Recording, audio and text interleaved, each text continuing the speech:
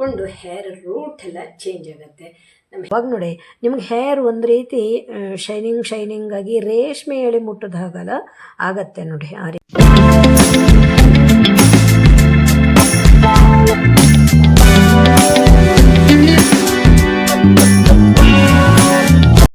Hi, ನಮಸ್ತೆ friends. ಇವತ್ತಿನ ವಿಡಿಯೋದಲ್ಲಿ ಒಂದು ರೆಮಿಡಿ ತಗೊಬಂದಿದ್ದೀನಿ.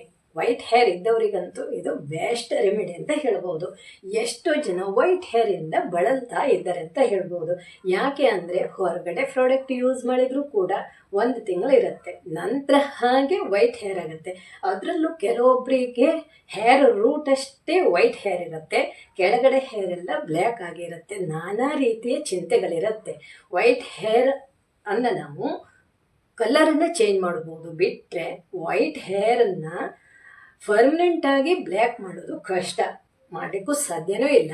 ಆದರೆ ಆ ಹೇರು ಇನ್ನು ಮುಂದೆ ಹುಟ್ಟಿ ಬರುವಂತಹ ಹೇರನ್ನು ನಾವು ಬ್ಲ್ಯಾಕ್ ಹೇರ್ ಆಗಿ ಬೆಳಿಲಿಕ್ಕೆ ಅನುಕೂಲ ಮಾಡ್ಕೋಬಹುದು. ಇವತ್ತಿನ ವಿಡಿಯೋನೂ ಅಷ್ಟೇ. ನಮ್ಮ ಸುತ್ತಮುತ್ತಲೂ ಇರುವ ನೈಸರ್ಗಿಕವಾಗಿ ಸಿಗುವಂತಹ ವಸ್ತುವನ್ನು ಬಳಸಿ ಒಂದು ರೆಮಿಡಿ ಮಾಡ್ತೀನಿ. ಇದರಲ್ಲಿ ಯಾವುದೇ ಕೆಮಿಕಲ್ಸ್ ಇಲ್ಲ, ಸೈಡ್ ಎಫೆಕ್ಟ್ ಇಲ್ಲ. ನಮ್ಮ ಹೇರು ಜೀವನ ಪರ್ಯಂತ ಬ್ಲ್ಯಾಕ್ ಆಗಿ ಇಟ್ಕೋಬಹುದು. ಹಾಗೆ ನಮ್ಮ ಹೇರಿನ ಬುಡ ಬೇರೆಲ್ಲ ತಗೊಂಡು ಎಷ್ಟೇ ವೈಟ್ ಹೇರ್ ಇದ್ದರೂ ಕೂಡ ಮುಂದೆ ಬರುವಂತಹ ಹೇರು ಬ್ಲ್ಯಾಕ್ ಹೇರ್ ಆಗಿ ಹುಟ್ಟಿ ಬರುತ್ತೆ. ಎಲ್ಲವೂ ಈ ವಿಡಿಯೋದಲ್ಲಿ ತಿಳಿಸ್ತೀನಿ, ಬನ್ನಿ. ಈಸಿ ಇದೆ ರೆಮಿಡಿ ಅಂತೂ, ಒಂದು 2-3 ನಿಮಿಷದಲ್ಲಿ ಮುಗಿದೋಗುತ್ತೆ. ನಾನು ಹೇಳೋ ರೀತಿಯಲ್ಲಿ ನೀವು ಮಾಡ್ತಾ ಬಂದರೆ ನಿಮ್ಮ ಹೇರು ಯಾವಾಗಲೂ ಬ್ಲ್ಯಾಕ್ ಆಗಿ ಇಟ್ಕೋಬೋದು. ಹಾಗೆ ಹೇರು ಬ್ಲ್ಯಾಕ್ ಆಗೋದೊಂದೇ ಅಲ್ಲ, ಹೇರ್ ಗ್ರೋತು ಆಗುತ್ತೆ. ನಿಮ್ಮ ಹೇರು ಸ್ಕಾಲ್ಪ್ ಎಲ್ಲ ಇದೆಯಲ್ವಾ, ಅದೆಲ್ಲ ತುಂಬ ಕ್ಲೀನಾಗಿ ಇರುತ್ತೆ. ವೈಟ್ ಹೇರ್ ಆಗಲಿಕ್ಕೆ ತುಂಬ ಕಾರಣಗಳಿವೆ, ಆಯಿತಾ. ನಾನಿವತ್ತು ಮಾಡಿರುವಂಥದ್ದು 3 ಅಥವಾ 4 ವಸ್ತು ಇದ್ದರೆ ಸಾಕು. ಮಾಡ್ಕೊಂಡು ಬಿಟ್ಟರೆ ನಿಮ್ಮ ಹೇರ್ ಅಂತೂ ಯಾವಾಗಲೂ ಬ್ಲ್ಯಾಕ್ ಆಗೇ ಇರುತ್ತೆ, ಚಿಂತೆ ಮಾಡೋ ಅವಶ್ಯಕತೆನೇ ಇಲ್ಲ. ಯಾರಾದರೂ ಫಸ್ಟ್ ಟೈಮ್ ನಮ್ಮ ಚಾನಲ್ ಬಂದವರಾದರೆ ಸಬ್ಸ್ಕ್ರೈಬ್ ಮಾಡಿಕೊಂಡು ವಿಡಿಯೋ ನೋಡಿ.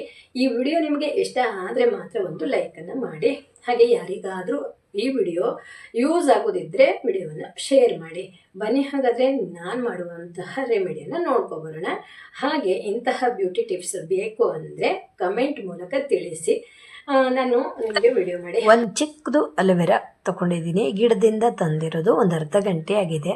ಅಕ್ಕಪಕ್ಕ ಇರುವಂತಹ ಮುಳ್ಳೆಲ್ಲ ತೆಗೆದುಬಿಟ್ಟು ಅದರದ್ದು ಹಳದಿ ನೀರೆಲ್ಲ ಹೊರಟೋಗಿದೆ. ಅರ್ಧ ಗಂಟೆ ಆಗಿರಬೇಕು. ನನಗೆ ಇದ್ರದ್ದು ಜೆಲ್ಲಷ್ಟೇ ಬೇಕು. 1-2 ಟೇಬಲ್ ಸ್ಪೂನ್ ಇದ್ದರೆ ಸಾಕು. ಈ ಅಲೋವೆರಾದ್ದು ಅಂದರೆ ಮನೇಲೇ ಬೆಳೆದಿರುವಂತಹ ಅಲೋವೆರಾದ್ದು 1 ಹನಿ ಇದ್ದರೂ ಸಾಕು. ಆ 1 ಹನಿಯಲ್ಲೂ ಕೂಡ ನಮಗೆ ಒಳ್ಳೆ ಬೆನಿಫಿಟ್ಸ್ ಸಿಕ್ಬಿಡತ್ತೆ. ನಮ್ಮ ಹೇರು ಗ್ರೋತ್ ಆಗಲಿಕ್ಕೆ, ಹೇರು ಬ್ಲ್ಯಾಕ್ ಆಗಲಿಕ್ಕೆ ಸಹಾಯ ಮಾಡುತ್ತೆ. ಈ ಅಲೋವೆರಾದ ಒಂದೊಂದು ಹನಿಗೂ ಕೂಡ ಒಳ್ಳೆ ರಿಸಲ್ಟ್ ಇದೆ. ತುಂಬ ಬೆನಿಫಿಟ್ಸ್ ಇದೆ ನಮ್ಮ ಹೇರಿಗೆ. ಒಳ್ಳೆ ತಂಪನ್ನು ಕೊಡುತ್ತೆ. ಹಾಗೆ ಇದು ಹೊಟ್ಟೆಗೂ ಕೂಡ ಸೇವನೆ ಮಾಡ್ತಾರೆ, ಅದು ಕೂಡ ಒಳ್ಳೆಯದು. ಕೆಲವೊಂದು ಕಾಯಿಲೆಗೆ ಬರುತ್ತೆ. 2 ಟೇಬಲ್ ಸ್ಪೂನ್ ಇದೆ, ಗಟ್ಟಿ ಇದೆ. ಇದನ್ನು ನಾನು ಸ್ವಲ್ಪ ಸ್ಮೂತ್ ಮಾಡ್ಕೊತೀನಿ, ಕೈಯಿಂದನೇ ಹಿಡ್ಕಿ ಮಾಡ್ಕೋಬೋದು. ಹಾಗೆ ಹೇರ್ ಆಯಿಲನ್ನು ಹಾಕ್ತಾಯಿದ್ದೀನಿ. ನಾನು ಮನೇಲಿ ಮಾಡಿರುವಂತಹ ಹೇರ್ ಆಯಿಲು. ನೀವು ಕೊಕೊನಟ್ ಆಯಿಲು ಹಾಕ್ಬೋದು, ಸಾಸಿವೆ ಆಯಿಲು ಹಾಕ್ಬೋದು. ನಿಮ್ಗೆ ಯಾವುದು ಇಷ್ಟ ಆಯಿಲನ್ನು ಹಾಕ್ಕೊಳ್ಳಿ. ಒಳ್ಳೆ ಆಯಿಲೇ ಆಗಿರಬೇಕು, ಹೇರ್ ಆಯಿಲಾಗಿ ಆಗಿರಬೇಕು. 1 ಟೇಬಲ್ ಸ್ಪೂನ್ ಹಾಕಿದ್ದೀನಿ. ಚೆನ್ನಾಗಿ ಮಿಕ್ಸ್ ಕೊಡಬೇಕು. ಹಾಗೆ ಒಂದು ಅರ್ಧ ಟೇಬಲ್ ಸ್ಪೂನ್ ಆಗುವಷ್ಟು ಲಿಂಬು ಜ್ಯೂಸ್ ಬೇಕೇ ಬೇಕು, ಇದನ್ನು ಹಾಕಲೇಬೇಕು. ಇದು ನಮ್ಮ ಹೇರಿನ ಸ್ಕಾಲ್ಪ್ ಎಲ್ಲ ಕ್ಲೀನ್ ಮಾಡುತ್ತೆ, ಡ್ಯಾಂಡ್ರಫ್ ಕಡಿಮೆ ಮಾಡುತ್ತೆ. ನಮ್ಮ ಹೇರ್ ಸ್ಕಾಲ್ಪ್ ಚೆನ್ನಾಗಿದೆ, ಡ್ಯಾಂಡ್ರಫ್ ಇಲ್ಲ ಅಂದರೆ ಹೇರ್ ಗ್ರೋತ್ ಆಗೋದು ಸಹಜ ಅಲ್ವಾ, ಹೇರ್ ಗ್ರೋತ್ ಆಗುತ್ತೆ. ನಮ್ಮ ಹೇರನ್ನು ಆದಷ್ಟು ಕ್ಲೀನ್ ಇಟ್ಕೋಬೇಕು. ಹಾಗೆ ಇದಕ್ಕೆ ವಿಟಮಿನ್ ಇ ಕ್ಯಾಪ್ಸೂಲನ್ನು 1 ಹಾಕ್ತಾ ಇದ್ದೀನಿ. ಇದು ಅಷ್ಟೇ ನಮ್ಮ ಹೇರಿಗೆ ಬೇಕು, ಪೋಷಕಾಂಶಗಳು. ನಮ್ಮ ಹೇರು ಚೆನ್ನಾಗಿ ಬೆಳಿಬೇಕು, ಹೇರು ಯಾವಾಗಲೂ ಬ್ಲ್ಯಾಕ್ ಆಗಿರಬೇಕು, ಉದ್ದವಾಗಿ ಬೆಳಿಬೇಕು, ತುಂಬ ಹೇರ್ ಇರಬೇಕು, ಡ್ಯಾಂಡ್ರಫ್ ಇರಬಾರ್ದು, ಹೇರು ಗ್ರೋತ್ ಆಗ್ತಾ ಇರಬೇಕು ಅನ್ನೋರು ಇದೆಲ್ಲ ಯೂಸ್ ಮಾಡಲೇಬೇಕು. ನಮ್ಮ ಹೇರಿಗೆ ಪೋಷಕಾಂಶಗಳು ಬೇಕೇ ಬೇಕು.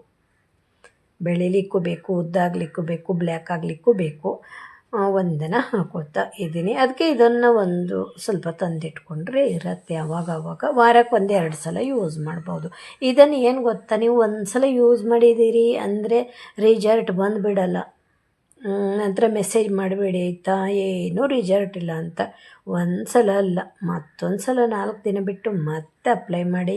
ಆವಾಗ ನೋಡಿ ನಿಮ್ಗೆ ಹೇರ್ ಒಂದು ರೀತಿ ಶೈನಿಂಗ್ ಆಗಿ ರೇಷ್ಮೆ ಎಳೆ ಮುಟ್ಟೋದು ಹಾಗಲ್ಲ ಆಗತ್ತೆ ನೋಡಿ, ಆ ರೀತಿ ಆಗತ್ತೆ. ನಾವು ಇದನ್ನು ಅಪ್ಲೈ ಮಾಡಿ 1 ಅವರು 2 ಅವರ್ ಬಿಟ್ಟು ತಲೆ ಸ್ನಾನ ಮಾಡಿಕೊಂಡಾಗ ಹೇರಲ್ಲೇ ಗೊತ್ತಾಗತ್ತೆ ನಮ್ಮ ಹೇರು ಮೊದಲು ಹೇಗಿತ್ತು ನಂತರ ಹೇಗಾಗಿದೆ ಅನ್ನೋದು. ಅಷ್ಟು ರಿಸಲ್ಟ್ ಸಿಗತ್ತೆ. ಇದು ತುಂಬ ಒಳ್ಳೆಯದು, ನಮ್ಮ ಹೇರ್ ಗ್ರೋತ್ ಆಗಲಿಕ್ಕೆಲ್ಲ ತುಂಬ ಒಳ್ಳೆಯದು. ನೀವು ಏನು ಮಾಡಿ ಗೊತ್ತಾ, ವಾರಕ್ಕೆ 2 ಸಲ ಇದನ್ನು ಅಪ್ಲೈ ಮಾಡಿಕೊಳ್ಳಿ. ಸ್ವಲ್ಪ ಅಲೋವೆರಾ ಗಿಡವನ್ನು ಹಾಕೋಬೇಕಾಗತ್ತೆ.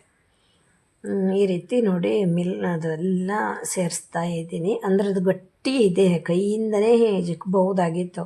ನಾನು ಆ ಥರ ಮಾಡಿಲ್ಲ, ಇದರಲ್ಲೇ ನೋಡೋಣ ಅಂತ ಮಾಡಿದೆ. ಗಟ್ಟಿ ಇದೆ ಅಲ್ವಾ, ತೊಗೊಳ್ಳಲ್ಲ ಅದು. ಅಂದರೆ ತೊಗೊಂಡು ಪೇಸ್ಟ್ ಹಾಕಲಿಕ್ಕೆ ಸಹಾಯ ಮಾಡಲ್ಲ.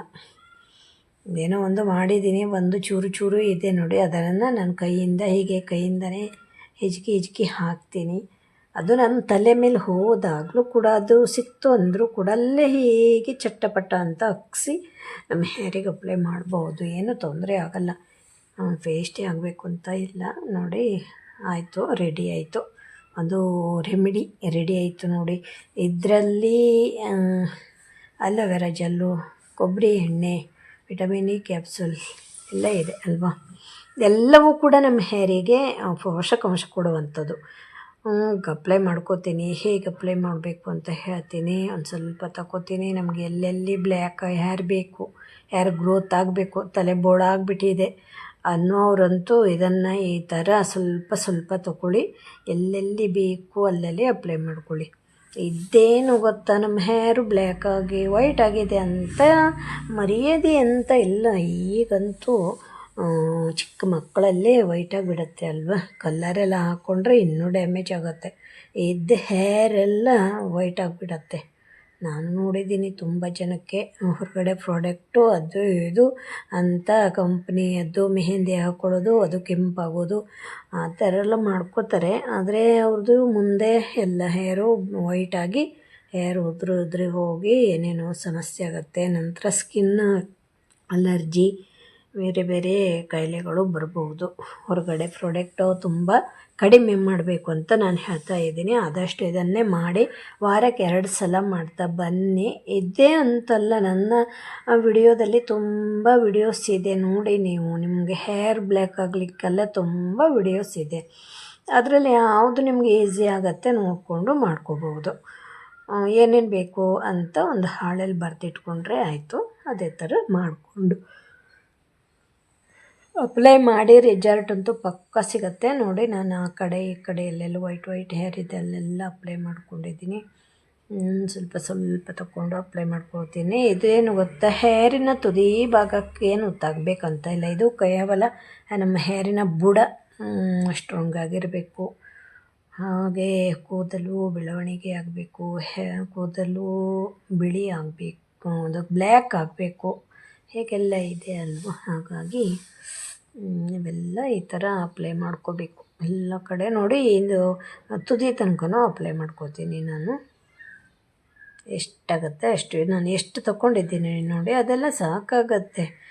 ಜಾಸ್ತಿ ತೊಗೊಳ್ಳಲ್ಲ, ತಲೆ ಎದುರುಗಡೆ ಸ್ವಲ್ಪ ತೊಗೊಳುತ್ತೆ. ನಂತರ ತುದಿ ತನಕನೂ ಸ್ವಲ್ಪ ಅಪ್ಲೈ ಮಾಡ್ಕೋತೀನಿ. ಒಂದು ರೀತಿ ರೇಷ್ಮೆ ಎಳೆ ಮುಟ್ಟಿದ ಹಾಗೆ ಆಗ್ತಾಯಿದೆ. ನಾನು ಈಗ ಅಪ್ಲೈ ಮಾಡ್ಕೋತಾ ಇದ್ದೀನಿ ಅಲ್ವ ನೋಡಿ. ಈಗಲೇ ಹೊಳಿತಾ ಇದೆ ಅಲ್ವಾ ಅಲೋವೆರಾ ಜೆಲ್ಲು. ನೋಡಿ ಹೆಂಗೆ ರಿಸಲ್ಟ್ ಕೊಡ್ತಾ ಇದೆ ಅಂತ ನೋಡಿ. ಇಲ್ಲೇ ನಿಮಗೆ ತೋರಿಸ್ತಾ ಇದ್ದೀನಿ, ಹೊಳಿತಾ ಇದೆ. ಒಂದೊಂದೇ ಹೇರೆಲ್ಲ ಈ ಥರ ಬಿಡಿಸಿ 1-2 ಅವರ್ ಬಿಟ್ಟು ಹೇರ್ ವಾಶನ್ನು ಮಾಡಬೇಕು. ನೀವು 2 ಅವರ್ ಅಲ್ಲ 4 ಅವರ್ ಆದರೂ ಬಿಡ್ಬೋದು. ನಮ್ಮ ಹೇರೆಲ್ಲ ತಗೊಂಡು ಹೇರ್ ರೂಟ್ ಎಲ್ಲ ಚೇಂಜ್ ಆಗುತ್ತೆ. ನಮ್ಮ ಹೇರಿನ ಬುಡ ಇರ್ಬೋದು, ಬೇರ್ ಇರ್ಬೋದು, ಸ್ಟ್ರಾಂಗ್ ಆಗಿ ಬೆಳೆಯುತ್ತೆ. ಹಾಗೆ ಹುಟ್ಟುವಂತಹ ಬೇರಲ್ಲಿ ಇರುವಂತಹ ಅಲ್ಲಿ ಬ್ಲ್ಯಾಕ್ ಹೇರ್ ಆಗಿ ಹುಟ್ಟಿ ಬರುತ್ತೆ. ಹಾಗೆ ನಮ್ಮ ಕೂದಲಿಗೆ ಪೋಷಕಾಂಶನೂ ಕೂಡ ಸಿಗುತ್ತೆ. ನಮ್ಮ ಹೇರನ್ನು ಆದಷ್ಟು ಕ್ಲೀನಾಗಿ ಇಟ್ಕೋಬೇಕು. ನಮ್ಮ ಹೇರ್ ಸ್ಕಾಲ್ಪು ಕೂಡ ಕ್ಲೀನಾಗಿದ್ದರೆ ಹಾಗೆ ಹೇರಿನ ಬುಡ ಎಲ್ಲ ತಂಪಾಗಿದ್ದರೆ ಈ ರೀತಿ ನಾವು ಮನೆಯಲ್ಲೇ ಮಾಡುವಂತಹ ಹೋಮ್ ಮೇಡ್ ರೆಮಿಡಿ ಎಲ್ಲ ನಾವು ಅಪ್ಲೈ ಮಾಡ್ಕೊತಾ ಬಂದರೆ ನಮ್ಮ ಹೇರನ್ನು ನಾವು ಚೆನ್ನಾಗಿ ಇಟ್ಕೋಬೋದು, ಬ್ಲ್ಯಾಕ್ ಆಗಿಯೂ ಇಟ್ಕೋಬೋದು. ನಾನು ಹೇಳೋ ರೀತಿಯಲ್ಲೇ ಮಾಡ್ತಾ ಬನ್ನಿ. ವಾರಕ್ಕೆ 2 ಟೈಮು ಇದನ್ನು ಯೂಸ್ ಮಾಡಿ. ನೀವು ರಿಸಲ್ಟ್ ಹೇಳಿ, ಒಂದೇ ಸಲ ರಿಸಲ್ಟ್ ಸಿಗಲ್ಲ. ಕೆಲವೊಬ್ಬರು ಮೆಸೇಜ್ ಮಾಡಿದ್ದಾರೆ ಇದರಿಂದ ಏನೂ ಯೂಸ್ ಇಲ್ಲ ಅಂತ. ಒಂದು ಸಲ ನೀವು ಅಪ್ಲೈ ಮಾಡಿದರೆ ರಿಸಲ್ಟ್ ಸಿಗಲ್ಲ. ಅದೇ ನೀವು 2 ಸಲ 3 ಸಲ ಹೀಗೆ ಅಪ್ಲೈ ಮಾಡಿ, ನಿಮ್ಮ ಹೇರು ತಗೊಳ್ತಾ ಹೋಗುತ್ತೆ. ಅದೇ ನೀವು ಯಾವುದೇ ಒಂದು ರೆಮಿಡಿಯನ್ನು ಅಪ್ಲೈ ಮಾಡ್ಕೊಂಡಿದ್ದೀರಿ ಅಂದರೆ ಆವತ್ತು ಒಂದಿನ ನೀವು ಸೋಪು ಏನು ಹಾಕಬಾರ್ದು, ಹಾಗೇ ತೊಳ್ಕೊಬೇಕು. ಕೆಲವೊಂದು ಮೆಹಂದಿ ಎಲ್ಲ ಹಾಕಿದಾಗ, ಈ ಆಯಿಲೆಲ್ಲ ಹಾಕಿದಾಗ ಸೋಪು ಶಾಂಪು ಹಾಕ್ಬೋದು.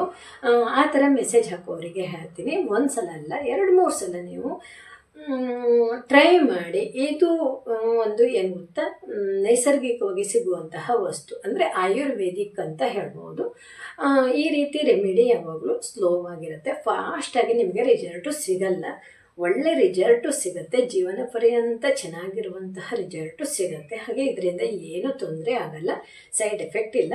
ನಿಮಗೇನಾದರೂ ಫಾಸ್ಟಾಗಿ ರಿಸಲ್ಟ್ ಬೇಕು ಅಂದರೆ ಹೊರಗಡೆ ಪ್ರಾಡಕ್ಟನ್ನು ಯೂಸ್ ಮಾಡಿ. ನಿಮ್ಮ ಹೇರು ಕೂಡ ನೀವು ವೈಟ್ ಮಾಡಿಕೊಂಡು ಹೇರನ್ನು ಉದುರಿಸ್ಕೊಂಡು, ಹಾಗೆ ನಿಮ್ಮ ಸ್ಕಾಲ್ಪ್ ಇರ್ಬೋದು, ಫೇಸ್ ಇರ್ಬೋದು, ಎಲ್ಲವೂ ಡ್ಯಾಮೇಜ್ ಆಗುತ್ತೆ. ಆಯಿತಾ?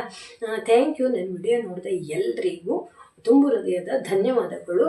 ಈ ರೆಮಿಡಿಯನ್ನು ನೀವು ಕೂಡ ಮಾಡಿ ಅಪ್ಲೈ ಮಾಡಿಕೊಂಡು ರಿಸಲ್ಟನ್ನು ನನ್ನ ಕಮೆಂಟ್ ಮೂಲಕ ತಿಳಿಸ್ತೀರಿ ಅಂದ್ಕೊಂಡಿದ್ದೀನಿ. Thank you. ನಾನು ಮತ್ತೊಂದು ವಿಡಿಯೋ ಜೊತೆ ಮತ್ತೆ ಬರ್ತೀನಿ. ಅಲ್ಲಿ ತನಕ ಬಾಯ್.